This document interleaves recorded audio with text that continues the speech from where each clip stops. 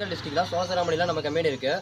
இப்போ பார்த்தீங்கன்னா மதுரை மாவட்டத்தில் சிலம்பரசன் கஸ்டமருக்கு நம்ம solar system அமைச்சிருக்கோம்.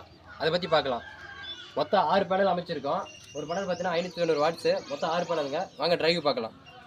300 watts டிரைவுங்க, AC DC drive.